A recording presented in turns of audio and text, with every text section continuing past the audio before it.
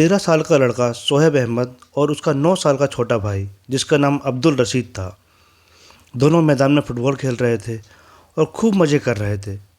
तब भी अब्दुल ने देखा कि शाम हो रही है और सूरज ढल रहा है, और जैसे ही उसने सूरज को डूबते हुए देखा उसके चेहरे का रंग उड़ गया। फिर उसने अपने भाई सोहेब की तरफ देखा। सोहेब भी उस ढलते हुए सूरज की तरफ ही देख रहा था। फिर दोनों ने एक दूसरे की तरफ देखा और सोहेब तेज़ी से भागते हुए अब्दुल का हाथ पकड़ता है और फिर दोनों तेज़ी से अपने घर की तरफ भागने लगते हैं। उनके दोस्त भी हैरान थे कि आखिर ऐसा क्या हो गया कि दोनों ढलते हुए सूरज को देखकर भाग रहे हैं। लेकिन जैसे ही वो अपने घर के बरामदे में पहुंचते हैं, सोहेब एकदम से गिर जाता है और उसके हाथ पैर अकड़ जाते हैं। उसका मुंह भी बंद हो जाता है। अब्दुल ये सब देखता है, लेकिन वो फिर भी नहीं रुकता और अपने भाई के ऊपर से कूदकर घर के दरवाजे से अंदर चला जाता है। लेकिन जैसे ही वो बेड के पास पहुंचता है, वो भी बेड के ऊपर गिर जाता है। उसके भी हाथ पैर अकड़ जाते हैं, उसका जबड़ा भी जकड़ जाता है, जैसा उसके बड़े भाई के साथ हुआ था।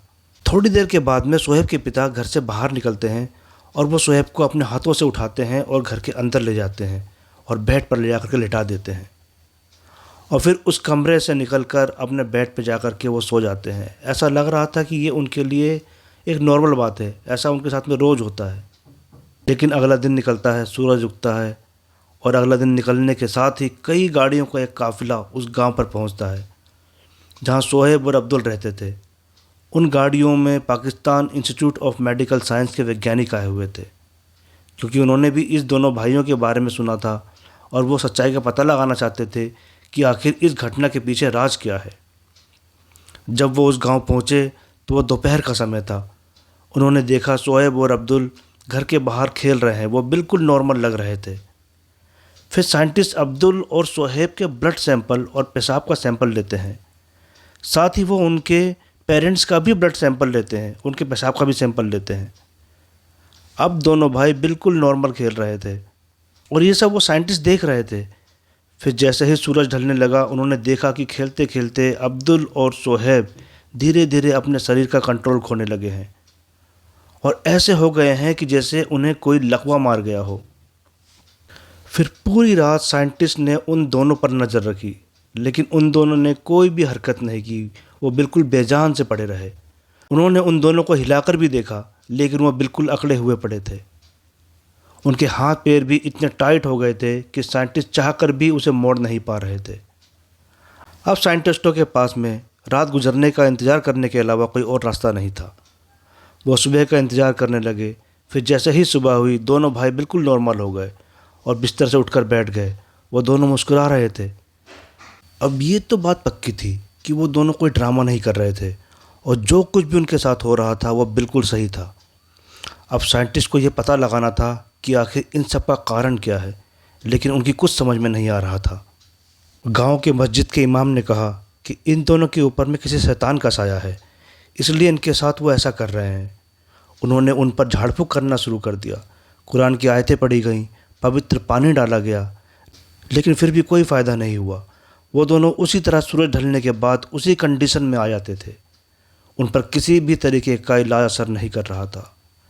लेकिन जब बहुत सारे साइंटिस्ट उन दोनों की गांव में उनकी जांच करने के लिए आए थे, उससे 1 महीने पहले पाकिस्तान न्यूज़ एजेंसी CNN के एक पत्रकार ने उन दोनों का इंटरव्यू किया था, और जब वो इंटरव्यू टीवी पर टेलीकास्ट हुआ तो वो इंटरव्यू वायरल हो गया और लाखों लोगों ने उसे देखा। उन लोगों में से एक व्यक्ति थे डॉक्टर जावेद अकरम, जो कि Pakistan institute of medical science के वाइस चांसलर भी थे। उन्होंने भी उस इंटरव्यू को देखा था। उन्होंने भी पहले कभी ऐसी बात नहीं सुनी थी। वो भी काफ़ी आश्चर्य में थे। फिर उन्होंने ही उस साइंटिस्ट की टीम को उस गांव में भेजा था उन बच्चों की कंडीशन के बारे में पता लगाने के लिए। फिर 1 साल के बाद मई 2017 को डॉक्टर अकरम को लगा कि उन्होंने आखिर पता लगा लिया है कि उन दोनों बच्चों की इस कंडीशन के पीछे का राज क्या है। अब उन्हें अपनी बात को साबित करने के लिए उन दोनों बच्चों पर एक एक्सपेरिमेंट करना था। डॉक्टर अकरम ने देखा था कि वो बच्चे सूरज ढलने के साथ ही पैरालाइज हो जाते थे, लेकिन इस बार जैसे ही सूरज ढलने लगा और उन्हें पैरालाइज होने लगा, डॉक्टर अकरम ने उन दोनों भाइयों को एक एक टैबलेट खाने को दिया। गोली खाने के 40 मिनट के बाद अब्दुल, जो कि बिल्कुल चुपचाप और पैरालाइज कंडीशन में था, अचानक मुस्कुराने लगा। फिर उसने अपना एक पैर हिलाया और सोहेब जो कि उसके बगल में बैठा हुआ था वो भी मुस्कुराने लगा और उसने अपने सर पीछे की तरफ घुमाया। 20 मिनट गुजरने के बाद दोनों भाई बिल्कुल ठीक हो गए। दोनों अपने पैरों पर खड़े हुए थे, खेल रहे थे, भाग रहे थे, दौड़ रहे थे। उन्हें बहुत मज़ा आ रहा था क्योंकि उन्होंने कभी रात में इस तरह नहीं खेला था। उनके परिवार के लोग भी ये सब देखकर बहुत खुश थे। दरअसल डॉक्टर अकरम ने जांच के दौरान पता लगा लिया था कि सोहेब और अब्दुल के शरीर में एक अजीब तरह का बदलाव हुआ था। हमारा जो शरीर है वो बहुत तरह के केमिकल्स को बनाता है जो कि हमारे शरीर को चलाता है।